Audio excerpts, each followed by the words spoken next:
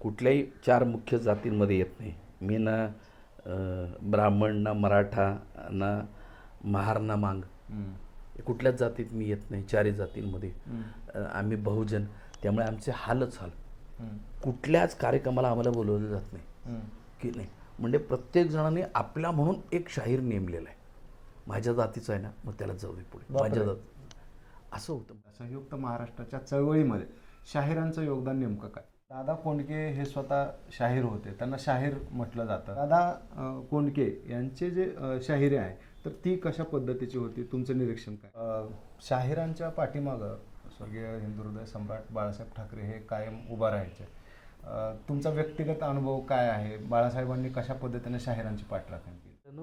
बाळासाहेबांच्याकडे जाऊन सांगितलं, बाळासाहेब मी मराठी शाहीर आहे, कोण टी व्हीवर काय म्हटलं याच्याशी मला काही घेणं देणं नाही. तुम्ही आहात तोपर्यंत आम्ही सुरक्षितच आहोत. त्यामुळे मला शिवसैनिकांचं संरक्षण नको, तुम्ही आहात हेच माझं मोठं संरक्षण. बरं.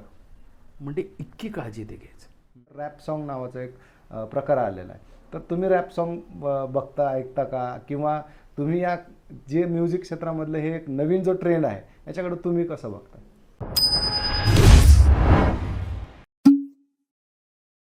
सर, आता तुमच्या बोलण्यामध्ये संयुक्त महाराष्ट्राच्या चळवळीचा उल्लेख आला. मी म्हटलं त्यावरती आपण बोलूयात. सर, संयुक्त महाराष्ट्राची चळवळ ही महाराष्ट्राच्या दृष्टीनं, महाराष्ट्राच्या निर्मितीच्या दृष्टीनं अत्यंत महत्त्वाचा टप्पा मानला जातो. संयुक्त महाराष्ट्रामध्ये मुंबई उर्वरित महाराष्ट्रामध्ये असावी की नसावी असा तो संघर्ष होता. राजकीय त्याला अतिशय महत्त्व प्राप्त झालं होतं. सरकार विरोधात असताना देखील मराठी जनांनी एक अत्युच्च अशा पद्धतीचा लढा दिला आणि महाराष्ट्राची निर्मिती झाली. याच्यामध्ये राजकीय अनेक लोक होते, अनेक आपल्या आपल्या पद्धतीने, अनेक लोकांनी आपल्या आपल्या पद्धतीने योगदान दिलं. मात्र या सगळ्या लढ्यामध्ये शाहिरांचं योगदान जे आहे त्याला दुर्लक्षित केलं जाऊ शकत नाही. अतिशय महत्त्वाचं असं शाहिरांना योगदान दिलं. तुम्ही आज एवढ्या वर्ष झालं शाहिरी करता, संयुक्त महाराष्ट्राच्या चळवळीमध्ये शाहिरांचं योगदान नेमकं काय? संयुक्त महाराष्ट्राचा लढा यातनं जर शाहीर वजा केला, सरळ संपलं. इतकं सरळ सोपं गणित आहे. म्हणजे स्वतः प्र के अत्र्यांनी म्हटलंय की जी आम्ही 100 भाषणं करून काही साध्य होत नाही, ते शाहिरांचा एक पोवाड्याचा कार्यक्रम परिणामकारकता साधून जाते. क्या बात. हे प्र के अत्रेंचं वाक्य. अनेक मान्यवरांनी शाहिरांच्या प्रतिभेला मानाचा मुजरा केला. त्यावेळी शाहीर पेटून उठले, आपल्या घरदार विसरले आणि पूर्ण त्यांनी संयुक्त महाराष्ट्राच्या लढ्यासाठी रान पेटवलं.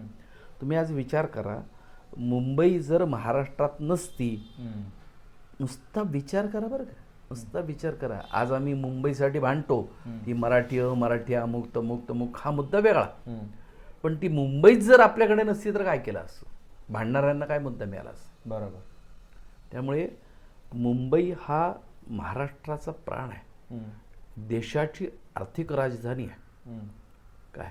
त्यामुळे अशी मुंबई जर गुजरातला जाऊन मिळाली असती तर महाराष्ट्राची वाटच लागली असती. बरोबर. UP बिहारच झाला असता आपलं. बरोबर. कारण उत्पन्न मिळवायला काही साधनच नाही. बरोबर. पण तो सगळा विषय आपल्या पोवाड्यातून, आपल्या काव्यातून, आपल्या रचनेतून गावोगाव फिरले ते शाहीर. गावोगाव ते भूक नाही, तहान नाही, काही नाही, कुणी काय मानधन देते का याचा विचार केला नाही. तुळशीपत्र ठेवूनच सगळं पूर्ण लाईफ, आयुष्य, त्या काळातला सगळा वेळ त्यांनी त्याच्यासाठी वाहून घेतला ना. त्यामुळे संयुक्त महाराष्ट्र दिसतो आहे.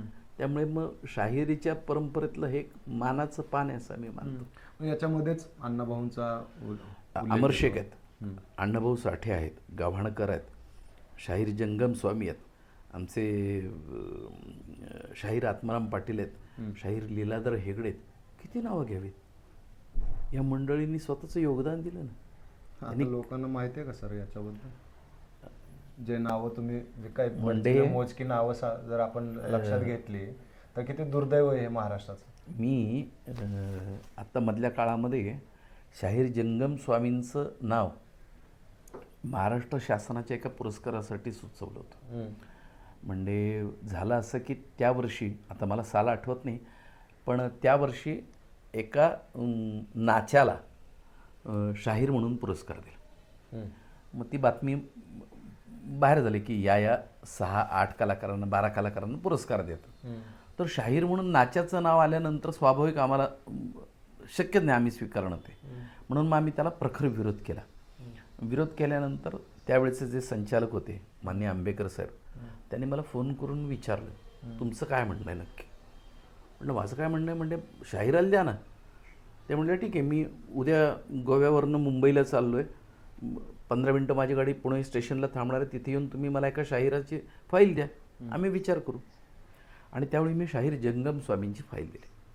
आम्हाला आमची देता आली असे, मी माझ्याबरोबर शाहीर दादा पासलकर होते, आम्हाला दोघांची नावं आम्हाला देता आली असे, पण आम्ही ज्यांनी ह्या शाहिरीसाठी योगदान दिलं अशा जंगम स्वामींचं नाव दिलं.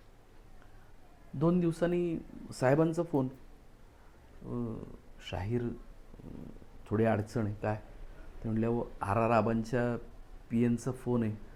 ते म्हणले की आर आर आबा म्हणतात की जरा तपासून घ्या, जंगम स्वामींचा पोवाडा मी लहानपणी ऐकला होता, ते आहेत की नाही हे कन्फर्म करा आणि मग नाव जाहीर करा. मला म्हणले काय. म्हणलं तो 100 वर्षाचा शाहीर आहे, त्यावेळी त्यांचं 96 वय होतं. म्हणलं तो शाहीर आहे आणि असल्याशिवाय मी नाव सुचवेल का. म्हणले नक्की ना काय अडचण. आणि म्हणजे शासनाला माहिती नाही शाहीर हयात आहे का गेलेत. म्हणजे इतकी त्यांची. आणि मूळ म्हणजे हे शाहीर देखील काय एवढे स्वाभिमानी हो, कशाची म्हणून त्यांनी मदत घेतली नाही. आम्ही शाहीर जंगम स्वामींचा ज्यावेळी अर्ज भरला आणि मी भरलाय स्वतः, काय अर्ज भरताना देखील मी त्यांना भीतभीत विचारलं, स्वामी तुमच्या नावचा अर्ज करतो, पुरस्कार स्वीकारायचा बरं का, नाही तर नंतर म्हणाल मी नाही ते तसं नाही, असं नका करू, पाय पडतो तुमच्या. नाही म्हणले तुमची इच्छा आहे ना तर मी स्वीकारेल. पण निरीच्छ माणसं हे, कुठलाही शासनाचा फायदा त्यांनी घेतला नाही, कुठलाही नाही.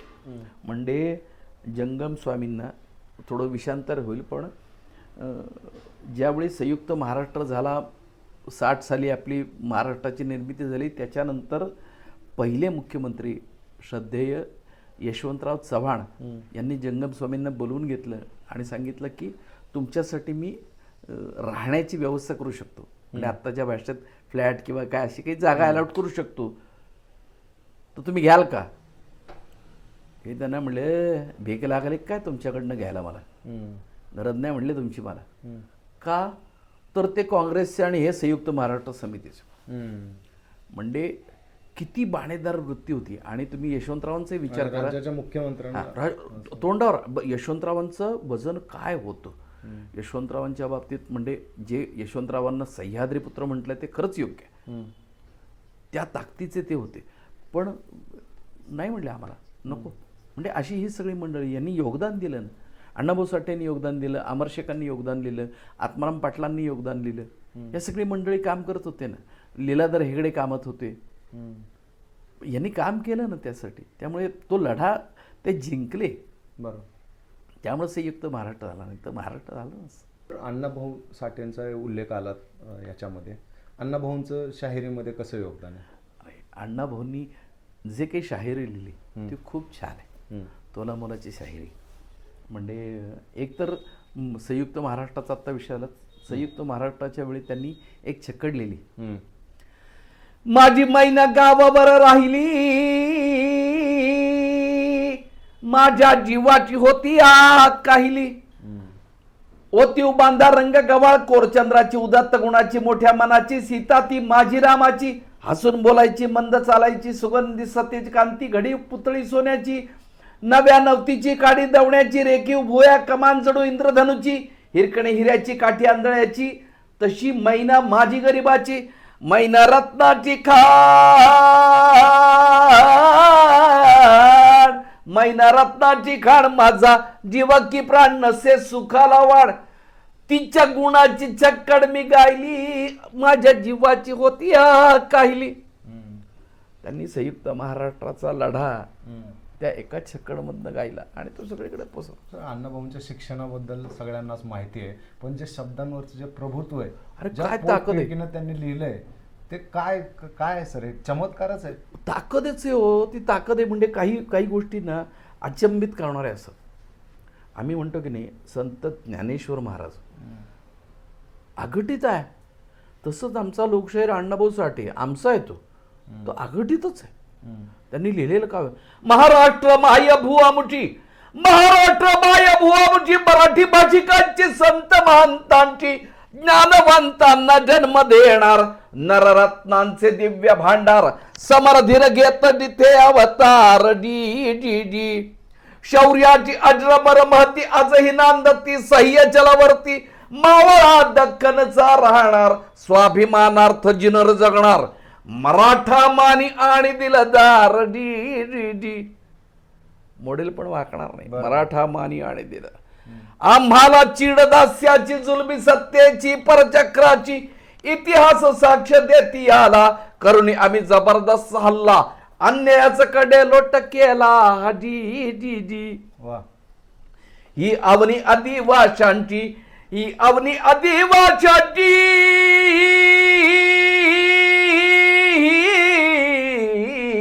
ही अवनी आदिवाशांची, कोळी भिल्लांची, मांगरामुशांची, कैक जातींची, प्राणाहून प्यार, परंपरा असे ज्यांची अपार, पुढे शाहीरतीच गाणार, डी डी डी. बरोबर. काय ताकद आहे, जबरदस्त. अंगावर काटा येतो सर.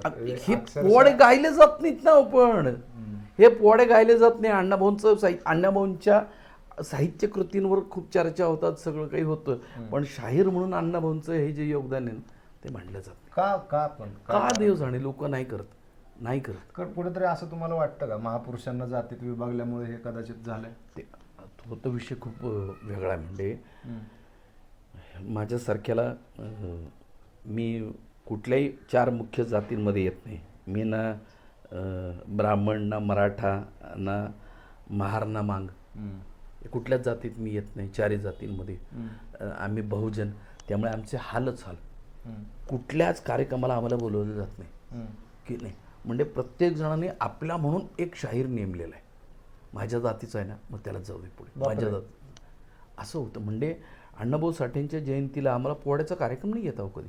अहो किती दुर्दैव आहे सर, किती दुर्दैव. किती अण्णाभाऊंचं जे काम आहे ते काय कुठल्या जाती वर्गासाठी आहे का? काहीही नाही. अण्णाभाऊ लढला फक्त आणि फक्त संयुक्त महाराष्ट्रासाठी आणि कम्युनिस्ट चळवळीसाठी.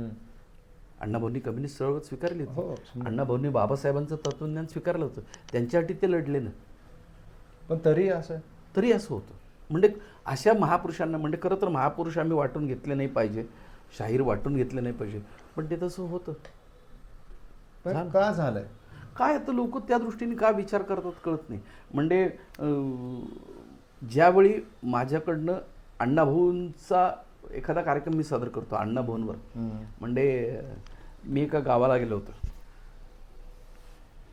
एका गावाला गेलो होतो आणि तिथे पोवाड्याचा कार्यक्रम होता. कार्यक्रमाचं नाव शिवराय ते भीमराय असा कार्यक्रम. एका RPIच्या एका नगरसेवकाने तो माझा कार्यक्रम ठेवलेला आहे आणि विदर्भातला तो कार्यक्रम. आणि आम्ही कार्यक्रमाला पोचलो. कार्यक्रमाला पोचल्याबरोबर ते म्हटले, शाहिरी जरा प्रॉब्लेम आहे. काय नाही म्हणे, ते आम्ही तुमचा फोटो टाकला आहे त्या कार्यक्रमाच्या ह्याच्यावर, बरेच जण नाक मुरडत, तो वर्गणी पण मला कोणी देईना, आणि आम्ही शिवराय ते भीमराय असा सगळा विषय करायचा आहे. तुमची ती कानातली बिगबाळी वगैरे ते जरा बघून जरा लोक आमची थोडी नाराज झाली, त्यांना कशाला कार्यक्रम द्यायचा असं म्हटलं. बरं मग आता काय करू मी? ते म्हटले आपण कार्यक्रम रद्द करू. बापरे. म्हटलं सर, मी एवढ्या लांबनं पुण्यावरनं इथं 10 तासाचा प्रवास करून रेल्वेने आलो आणि तुम्ही मला असं सांग. बरोबर. म्हटलं एक काम करू सर, मी इथे आलोय, तुम्ही मला जाण्या येण्याचं भाडं दिलं, ते पैसे मी त्याच्यात घालवलेले, तिकीट काढलेलं आहे. आता माझं जे काही कार्यक्रमाचं जे मानधन आहे ते वेगळं आहे. मी कार्यक्रम करतो, तुम्हाला जर आवडला तर तुम्ही मला पैसे द्या, नाही आवडला, शक्य असेल तर 2 घास जेवू घाला, दुसऱ्या दिवशी सकाळी गाडीने आम्ही निघून जाऊ. बरोबर. याच्यापेक्षा तर मी काही करू शकत नाही, पण मला कार्यक्रम करायला मिळाला पाहिजे. मानधन नाही दिलं तरी चालेल. कसं बसो, नाही होय करता करता ते म्हटलं ठीक आहे. कार्यक्रमाला आम्ही गेलो. कार्यक्रमाच्या ठिकाणी गेलो, 4-8 टाळकी पण नाही समोर कार्यक्रमाला बसलेली. कार्यक्रम तर मोठा, त्यांनी छान सगळं डेकोरेशन सगळं केलेलं आणि कार्यक्रमाला सुरुवात झाली. पहिला गण झाला आणि गणानंतर आम्ही शिवराय ते भीमराय असा होता विषय. त्यामुळे गण तो शिवाजी महाराज आणि नंतरचं बाबासाहेबांचं असं करून आम्ही ती तसंच कार्यक्रम बसवलेलं होतं छान. आणि एक 10-15 मिनटं झाल्यानंतर लोक येऊन बसायला सुरुवात झाली. आणि त्या कार्यक्रमाचा जो समारोप आहे तो मी त्या छक्कडीने केला. आत्ता जी अण्णाभाऊंची मी गायली ती छक्कड.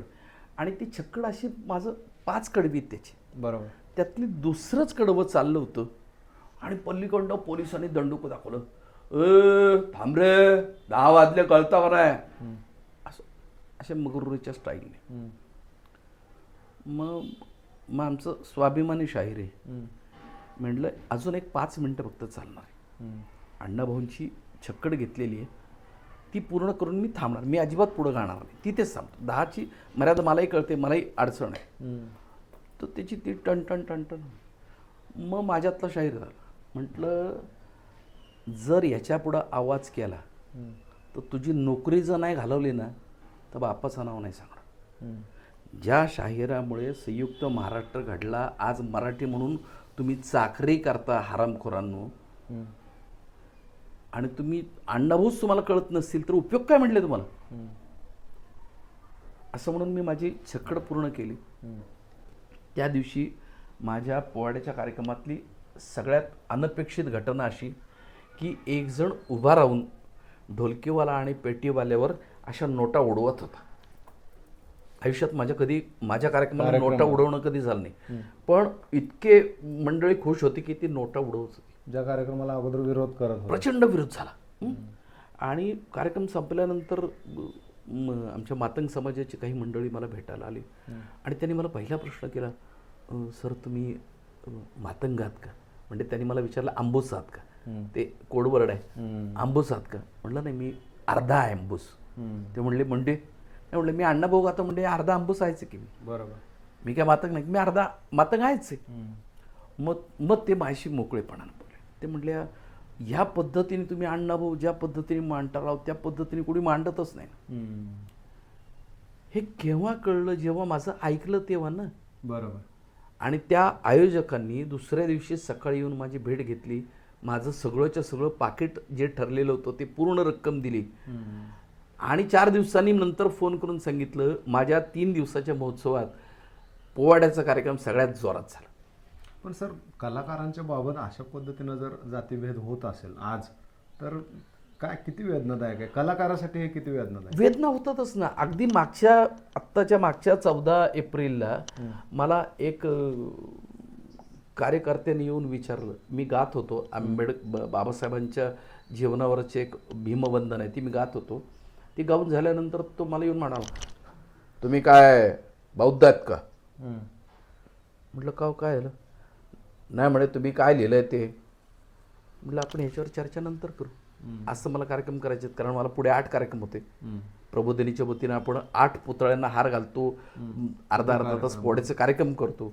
म्हटलं मला ते कार्यक्रम तिथे महत्त्वाचे आहेत. म्हटलं माझं कार्ड दिलं. म्हटलं मला घरी येऊन भेटा. बाबासाहेब काय एका कोणाचे नाही ना, असं कसं करून चालेल. शिवाजी महाराज एका कोणाचे नाही ना, अण्णाभाऊ काय एका समाजाचे नाही ना, सगळ्यांचे आहेत ना. मग मी जर समजा बाबासाहेबांच्यावर गायलं नाही मग मी कर्मधारी नाही का ठरत. कलाकार म्हणून ते चुकीचं आहे, किती चुकीचं आहे. मी जर समजा अण्णाभाऊ गायलंच नाही, बरं मला काहीच प्रॉब्लेम नाही, मी सावरकरांचंही गातो, मी अण्णाभाऊंचंही गातो, मी बाबासाहेबांच्या जीवनावर देखील गातो, मला काय प्रश्न आहे. ज्यांचं जे चांगलं आहे ते समाजासमोर मांडलंच पाहिजे ना. बरं, ते नाही मांडायचं तर मग कोणी मांडायचं. त्यामुळे मी माझ्या परीने हे मांडत असतो, मला कार्यक्रम मिळवत अथवा न मिळवत. पण एक मात्र भाग्याची गोष्ट आवर्जून सांगतो की अण्णाभाऊ साठ्यांच्या जन्मशताब्दीच्या वेळी सावित्रीबाई फुले पुणे विद्यापीठानं लोकशाहीर अण्णाभाऊ साठे पुरस्कार सुरू केला.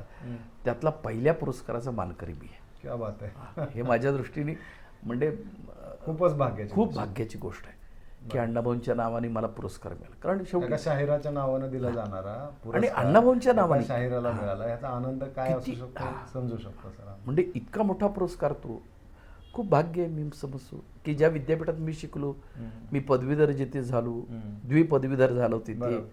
तिथनं मला ते मिळेल. बरं सर, शाहिरांचा जेव्हा जेव्हा उल्लेख होतो अगदी अलीकडच्या काळामध्ये अतिशय सगळ्यांच्या परिचित असं एक नाव आहे, जे आहे नाव स्वर्गीय दादा कोंडके यांचं. तर दादा कोंडके हे स्वतः शाहीर होते, त्यांना शाहीर म्हटलं जातं. कलाकार म्हणून तर ते ग्रेटच होते, परंतु शाहीर म्हणून देखील ते अभिमानानं सांगायचे की मी शाहीर आहे.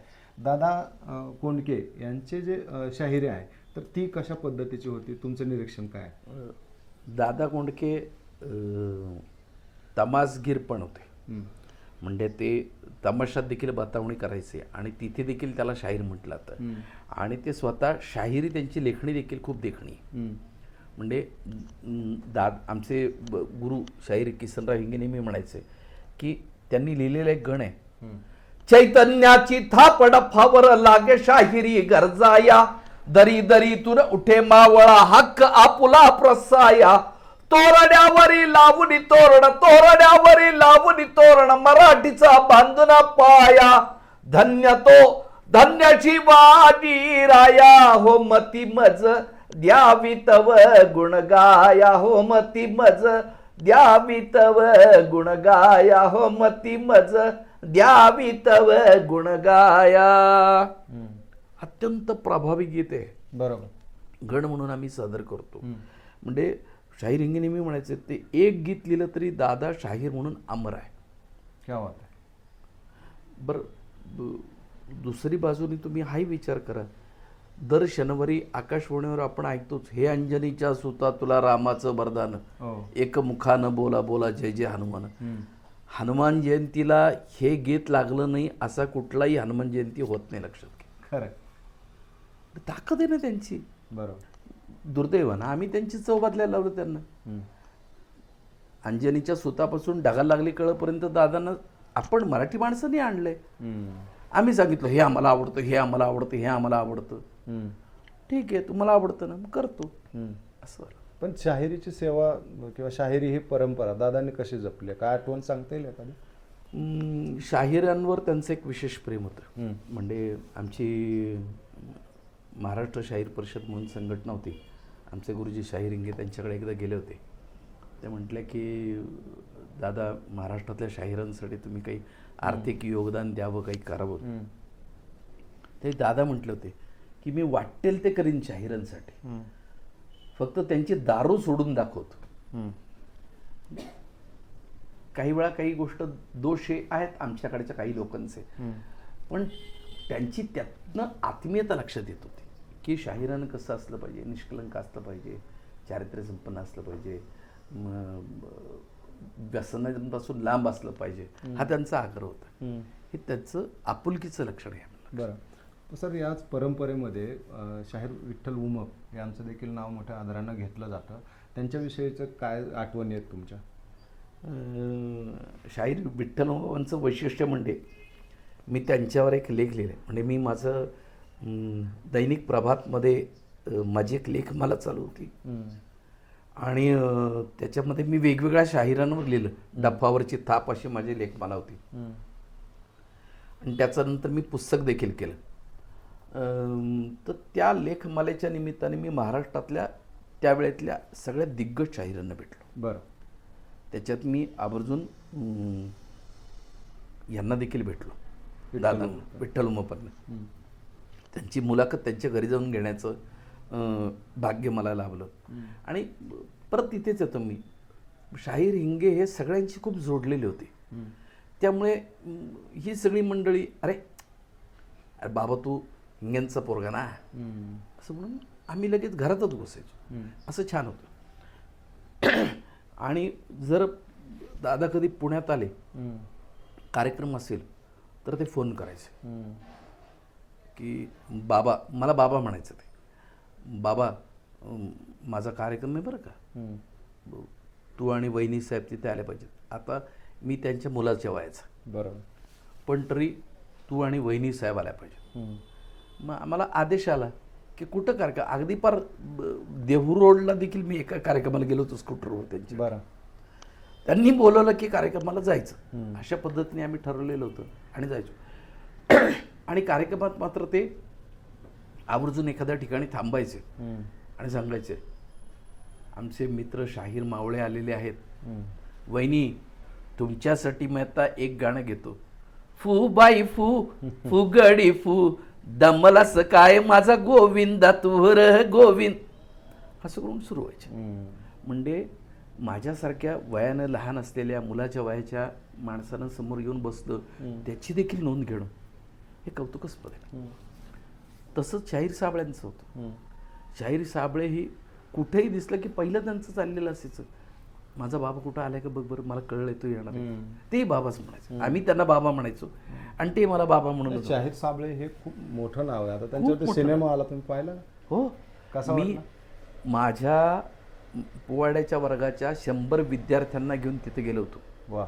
मंगला टॉकीजला गेलो.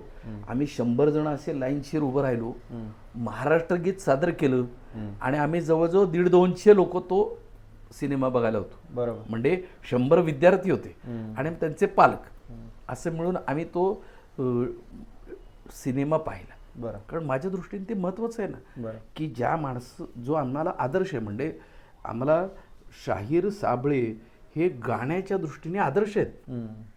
मी बाबांच्यावर ज्यावेळी लेख लिहिला, त्या लेखाचं माझं टायटल आहे शाहिरातील गंधर्व. वा. आणि त्या एका विषयामुळे ते माझ्यावर एवढे प्रेमत होते की यार एकच माणूस की जो मला गंधर्व म्हटला, शाहिरातला गंधर्व म्हटला, ते म्हणजे त्याच्यासाठी मोठं मन असावं लागतं आणि ते म्हणता यायला पाहिजे. आणि आणखीन एक मजेशीर भाग म्हणजे ज्यावेळी महाराष्ट्राला 50 वर्ष पूर्ण झाली, महाराष्ट्राची निर्मिती झाली, त्यावेळी बाबांनी महाराष्ट्र गीत सादर केलं याला मुंबईमध्ये. महाराष्ट्र गीत बाबांनी सादर केलं, राजा बडेंनी लिहिलेलं ते, खळेंनी त्याला संगीत दिलं आणि बाबांनी ते सादर केलं. तेच गीत बरोबर 50 वर्ष ज्यावेळी महाराष्ट्राला झाली, त्यावेळी 2010 साली, 60 सालची घटना 1900 आणि 2010ला 50 वर्ष पूर्ण झाल्यानंतर मी बाबांना आवर्जून माझ्या वर्गावर बोलवलं होतं आणि वर्गावर बाबांचा सत्कार केला. की सुवर्ण काळ ज्यांनी पाहिला, 50 वर्षापूर्वी ज्यांनी महाराष्ट्र गीत सादर केलं, त्या बाबांना मी माझ्या वर्गावर बोलवलं. त्यांना अमृत कलश म्हणून एक तांब्याचा छान कलश आणि असं करून बाबांचा मी सत्कार केला. आणि मग त्यावेळी माझा मुलगा अगदी 5 वर्षाचा होता, 5-6 वर्ष. त्यांनी बाबांच्या समोर महाराष्ट्र गीत सादर केलं आणि मी आणि बाबा असे आम्ही त्याला कोरस देत होतो. क्या बात. काय भाग्याचं क्षण. खूपच. त्या दिवशी बाबा माझ्या घरी जेवायला होते. बाबा, माई पण म्हणजे त्यांच्या पत्नी पण, त्यांचा पुतणे आहे, असे सगळे माझ्या घरी जेवायला होते. दिवसभर छान एन्जॉय केला. संध्याकाळी त्यांना एक कार्यक्रम होता, त्या कार्यक्रमात त्यांना सोडलं. सर, शाहिरांच्या पाठीमागं स्वर्गीय हिंदुहृदय सम्राट बाळासाहेब ठाकरे हे कायम उभा राहायचे. तुमचा व्यक्तिगत अनुभव काय आहे? बाळासाहेबांनी कशा पद्धतीने शाहिरांची पाठराखण केली? मूळ म्हणजे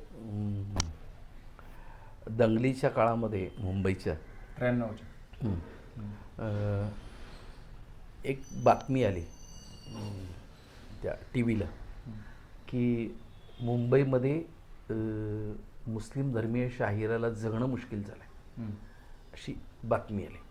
बातमी आल्याबरोबर बाळासाहेबांनी ती बघितल्याबरोबर त्यांनी लक्षात आलं कोण आहे. त्यावेळी आमचे शाहीर शेख जैनू चांद म्हणून मुंबईला राहत होते, 7 रस्त्याला, की जे अमर शेखांच्या पथकामध्ये होते आणि अमर शेखांचा वारसा पुढे त्या माणसाने चालवलं, असे जैनू. तर ती गोष्ट कळल्यानंतर बाळासाहेबांनी त्यांची एक टीम पाठवली त्याच्या घराभोवती रक्षण करायला म्हणून. शेवटी त्या शाहिरानं बाळासाहेबांच्याकडे जाऊन सांगितलं, बाळासाहेब, मी मराठी शाहीर आहे, कोण टी व्हीवर काय म्हटलं याच्याशी मला काही घेणं देणं नाही, तुम्ही आहात तोपर्यंत आम्ही सुरक्षितच आहोत, त्यामुळे मला शिवसैनिकांचं संरक्षण नको, तुम्ही आहात हेच माझं मोठं संरक्षण. म्हणजे इतकी काळजी ते घ्यायचं. योगायोगानं आमच्या गुरुजींच्या 60च्या निमित्तानं बाळासाहेबांना भेटण्याची माझी योग आला. आम्ही पुण्यामध्ये श्रेयस हॉटेलमध्ये त्यांची माझी भेट झाली. बेडच्या पलीकडे ते उभे होते आणि बेडच्या अलीकडे मी होतो. आम्ही रूममध्ये एंट्री केल्या केल्या बाळासाहेब उठून उभे राहिले. अर्धा तास आम्ही शाहिरी या विषयावर गप्पा मारायचो. अर्धा तास शाहिरी विषयातलं चिंतन, बाकी कुठलाही विषय नाही. राजकीयाचं काहीच घेणं नाही, राजकीयातला र नाही, नुसतं शाहीर विषय. अर्धा तास तुम्ही विचार करा. एक तर ते विद्वानच होते, अभ्यासक होते. बरं, घरात शाहिरांचं येणं जाणं असलेलं त्यांचं घर होतं. आणि मग खूप छान चर्चा झाली. आम्ही बाहेर पडल्यानंतर जय महाराष्ट्र झालं, बाहेर पडलो आणि मग ते बेडवर बसले. तोपर्यंत अर्धा तास ते उभे होते. बरं, काय भाग्य माझ्यासारखं. त्यावेळी मी पोरसावदा होतो, तरुण होतो, यंग, लग्नही झालेलं नव्हतं, कार्यकर्ता होतो. पण शाहिरीतलं काम असं मजबूत करणारा कार्यकर्ता असं ते होतं. पण भाग्य मला की श्रद्धेय बाळासाहेबांशी मला अर्धा तास मोकळेपणाने गप्पा मारता आले. सर, आता आपण जर पाहिलं असेल तर शिवशाहीर बाबासाहेब पुरंदरे यांना शिवशाहीर म्हणण्यावरनं काही जणांचा आक्षेप असतो. तुमच्या दृष्टीनं बाबासाहेब काय आहे? बाबासाहेब हे इतिहासाचे मोठे अभ्यासक आहेत. म्हणजे चालतं बोलतं विद्यापीठात आहे. बरोबर. आणि शिवाजी महाराज त्यांचा श्वास आणि ध्यास छत्रपती शिवाजी महाराज काय. त्यामुळे त्यांच्या एका कार्यक्रमामध्ये त्यांना शिवशाहीर अशी उपाधी दिली गेली. बरं. उपाधी आहे ती. आणि शाहीर ही खूप मोठी उपाधी आहे, कोणी लावू नये. पण ते शिवशाहीर आहेत का, तर ते शिवाजी महाराजांचं वर्णन करा म्हणून शिवशाहीर असं अशी त्यांना उपाधी दिली गेली. आणि तेव्हापासून ते ती उपाधी लावतात. ते काही गायक शाहीर आहेत का, बिलकुल नाही. पण आमच्यासारख्या अनेक शाहिरांना इतिहासाचा मार्ग दाखवण्याचं काम त्यांनीच केलं. म्हणून शिवशाहीर आहे. आम्ही मान्यच करतो. त्यांना मिळालेली उपाधी काय बिघडत नाही. मोठा माणूस आहे की ज्याने खूप काम केलं, आयुष्य वाहून घेतलं ना. सर, आता आपण शाहिरीबद्दल बोललो, शाहिरीची कला कशा पद्धतीनं पुढे जाते याच्याबद्दलही बोललो. परंतु आता एक हल्ली नवीन पद्धतीचा एक संगीत क्षेत्रामध्ये नवीन एक प्रयोग होतोय किंवा तो ट्रेंड आलाय असं म्हटलं तरी चालेल. एक प्रकारे तुम्ही जे काम करताय ते आपली संस्कृती, लोककला जपण्यासाठी, त्याचा प्रसार व्हावा, वृद्धिंगत व्हावी यासाठी काम करताय. मात्र हल्ली एक आपण जर प्रयोग बघितला असेल तर रॅप सॉन्ग नावाचा एक प्रकार आलेला आहे. तर तुम्ही रॅप सॉन्ग बघता, ऐकता का? किंवा तुम्ही या जे म्युझिक क्षेत्रामधलं हे एक नवीन जो ट्रेंड आहे याच्याकडे तुम्ही कसं बघता? परिवर्तन संसार का नियम है असं भगवान श्रीकृष्णांनी सांगितलं. बरोबर. परिवर्तन होत राहणार. नवीन जुनं नवीन ते राडगाडग आहे. म्हणजे फॅशन देखील आज जी असते ती परत 50 वर्षांनी ती येतेच. काय मधल्यातल्या काळामध्ये काही बदल होत राहतात. पण आमची जी मूळ शाहिरी आहे ना ती काही बदलणार नाही. तिचा जो प्रभाव आहे, तिची जी ताकद आहे ती तिचीच आहे. आणि ती सादर करताना त्याच पद्धतीने सादर झाली पाहिजे असं आमचं प्रामाणिक मत आहे. पण आता जर आपण हल्लीची पिढी बघितली तर त्याच्यावर रॅप सॉन्गचा जास्त इफेक्ट आहे. असू द्या ना, त्यांच्यावर रॅप सॉन्गचा परिणाम, पण ते किती दिवस राहणार आहे हे देखील विचार लक्षात घेतला पाहिजे ना. फार काय टिकणार नाही. ठीक आहे. शिवाजी महाराजांचं जो चरित्र आहे आज आपल्याला आजही का स्मरणात राहतं, कारण त्या विषयाच्या बाबतीत आपली असलेली श्रद्धा आहे म्हणून तर शायरी टिकली नाही. ते शायरी कशी टिकली आता सर शिवाजी महाराजांवरती पण रॅप सॉन्ग आले, घेऊ देत ना, पण ती तिथपर्यंत चालणार आहेत का? नाही चालणार. आजही शिवाजी महाराजांच्या जीवनावरची जुनी गाणी जी आहेत तीच चालतात. हे तर बरोबर मान्य कराल की नाही. जुन्या काळात जी काही शिवाजी महाराजांवरची आली किंवा वेडात मराठे वीर दौडले सात, ते जे गाणं आहे अशी गाणी चालणारच आहेत ना. बरोबर. अजरामर आहेत ना. तर सर सध्या आता रील्सचा जमाना आहे, तुम्ही बघत असाल मोबाईलवरती. आता जे तुमच्याकडे जे नवीन विद्यार्थी येतात किंवा काय, त्यांना पण असं रील स्टार वगैरे व्हायचं असतं. असं दिसून येतं की सध्या मुलांना काहीतरी एक परफॉर्म करायचा आहे, 30 सेकंद 1 मिनिट असं. हे असं तुमच्याकडे होतं ना. होतं. म्हणजे बऱ्याचदा रील्स येत राहतात. आता मी कुठे कार्यक्रम करत असतो किंवा काही करत असतो तर आमचे देखील रील्स येतात. मध्ये एक माझा एका पॉडकास्टमध्ये मी होतो तर त्याच्यावर माझा रील झाला. पण ते रील किती त्याला हे यावं, 21 लाख व्ह्यूज आहेत त्याला. म्हणजे असं एखादं असं काहींचं भाग्य म्हणायचं त्या रीलचं. पण ही एक नवीन ट्रेंड आलेला आहे. मगाशी जसं मी म्हटलं तसं हा ट्रेंड आहे, त्या ट्रेंडप्रमाणे चालत राहणार ना. बरं आम्ही त्या पद्धतीने चालू पाहिजे ना. आम्ही आमचे विषय, मला जर एखादा विषय महत्त्वाचा मांडायचा आणि तो रीलने जर लवकर पोचणार असेल तर मी मांडला पाहिजे ना, मांडायला पाहिजे. त्या साधनाचा वापर मी केला पाहिजे ना. म्हणजे मला पोवाडा म्हणता येतो म्हणून मी ठराविकच ठिकाणी माझा कार्यक्रम असेल तर असं नाही करता का. मला जिथे संधी मिळाली ना तिथे मी गायला पाहिजे ना. म्हणजे ही जी नवीन शैली आहे तिच्यापासून दूर न जाता त्याचा वापर करून आणखी केलं पाहिजे प्रसार व्हावा. मी पोचलं पाहिजे ना. जर नसतं तर मी आज तुमच्याशी गप्पा मारायला बसलोच नसतो. बरोबर. आज मी तुमच्याशी गप्पा का मारतो आहे की ती माझ्या या कलेला तिथपर्यंत पोचलं पाहिजे. आज जी पिढी तुमच्या बरोबरची आहे, तुमच्या नंतरची येणारी पिढी आहे, ती पिढी हे सगळं बघते ना, त्यांना बाकी काहीच नाही. बरोबर. काल रात्री माझा एक विद्यार्थी होता, आम्ही एका वेगळ्या विषयावर थोडं चर्चा करत होतो. पहाटे 3 पर्यंत आमच्या गप्पा झाल्या. तर कालचंच उदाहरण सांग, ते बहादर तिकडं मोबाईल घेऊन त्याचं रील बघणं चालू होतं. कारण ते मुलांचं हल्ली वेळ आहे, 3 वाजेपर्यंत आमची इकडे गप्पा चालल्या. बाजूला काय चाललंय, काही घेणं देणं काही नाही निवांत. आणि आज त्याची परीक्षा आहे आणि ते काल रील बघत बसलं. विद्यार्थी माझा बोधक म्हणून. बरं. म्हणजे हे आहे ना, ते त्या काळातलं ते वेळ आहे, चालू राहणार मुलं. सर आता तुम्ही ही जी कला आहे ही जपण्यासाठी प्रयत्न करताय, लोकांपर्यंत प्रचार प्रसार व्हावा यासाठी प्रयत्न करताय. शासन स्तरावरनं काय होतं? शासनाची जबाबदारी नाही का ह्या कलेचं जतन संवर्धन करणं, प्रचार प्रसार करणं? शासन काय करत आहे सर?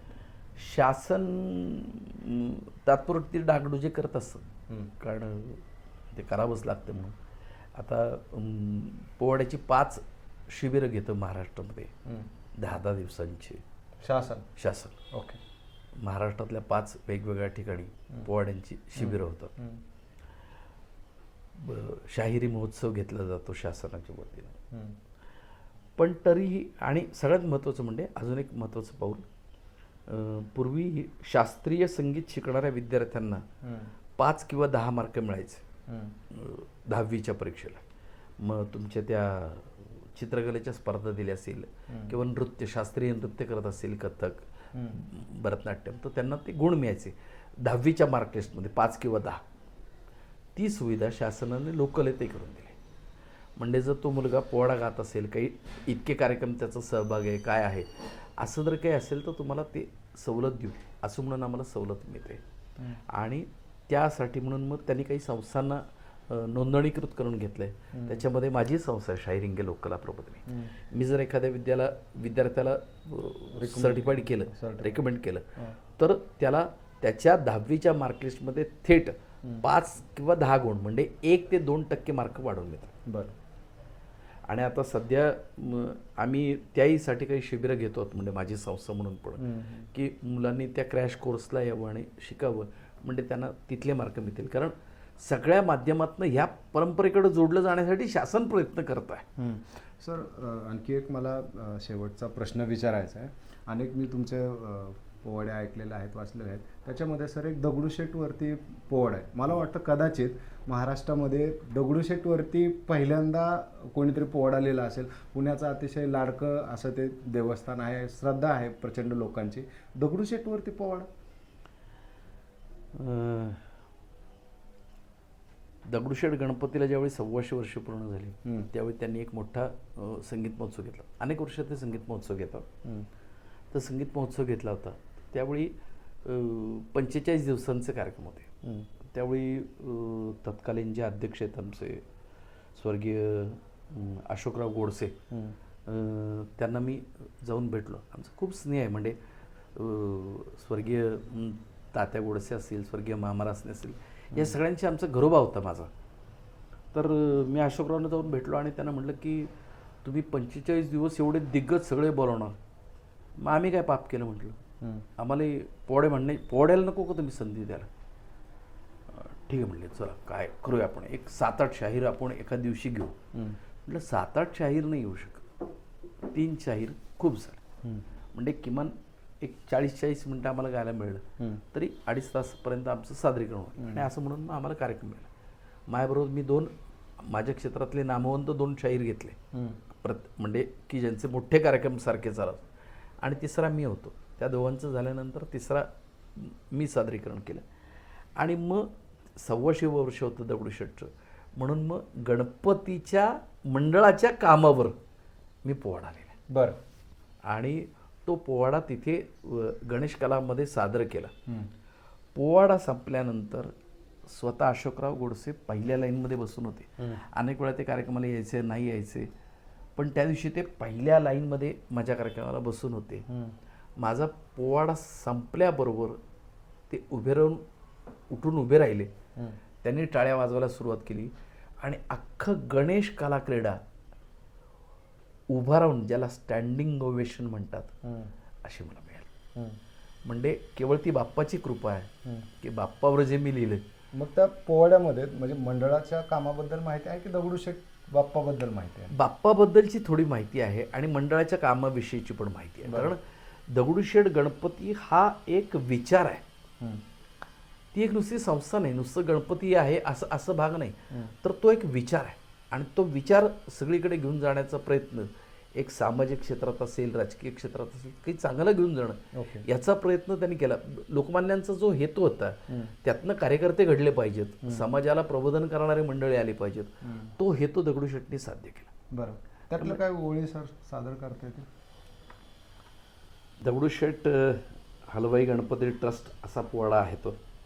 त्यात म्हटलं आहे, वंदन तुला गणराया, वंदन तुला गणराया, पडतो मी पाय मती दे गाया, पुण्याच्या गणेशोत्सवाला, पुण्याच्या गणेशोत्सवाला, शतकोत्तर रौप्य महोत्सवाला, टिळकांनी लोकमान्य केला, हा डी डी डी, टिळकांनी लोकमान्य केला, हा D D D D D D. पुण्याचे खरे वैभव, पुण्याचे खरे वैभव, सण उत्सव आनंदाचे गाव, येतला गणेशोत्सव नावाजला, भक्ती सेवेचा संगम झाला, वंदू दगडूशेठ गणपतीला, हा जी जी जी वा सर वा. की ज्याच्यामध्ये केवळ नुसती भक्ती नाही तर सेवा देखील तिथे आहे आणि अनेक उपक्रम राबवले जातात.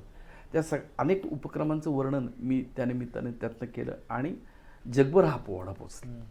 धन्यवाद सर. अतिशय महत्त्वाची माहिती तुम्ही शाहिरी या कलेबद्दल सांगितली. अनेक शाहिरांचा याच्यामध्ये उल्लेख आला. कलेचं तुम्ही कशाबद्दल प्रचार प्रसार करताय त्याच्याबद्दल सांगितला.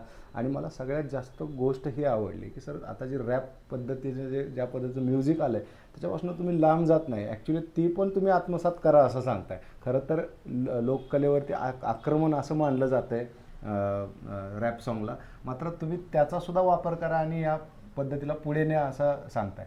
तर धन्यवाद सर. अतिशय महत्त्वाची माहिती दिली आणि हा शाहिरीचा आजपर्यंतचा प्रवास एक प्रकारे त्यांनी या माध्यमातून उलगडण्याचा प्रयत्न केला. मीही त्या पद्धतीनं उलगडण्याचा प्रयत्न केला. जेवढे मला शक्य झाले तेवढे प्रश्न या निमित्तानं आपण कव्हर करण्याचा प्रयत्न केला. यानंतर आणखी एका अशाच आणखी महत्त्वाच्या अशा व्यक्तींबद्दल, त्यांच्या कामाबद्दल यापुढे आपण अशाच पद्धतीने इंटरव्ह्यूच्या साहाय्यानं माहिती घेत राहू. तर तशी थांबूयात. धन्यवाद.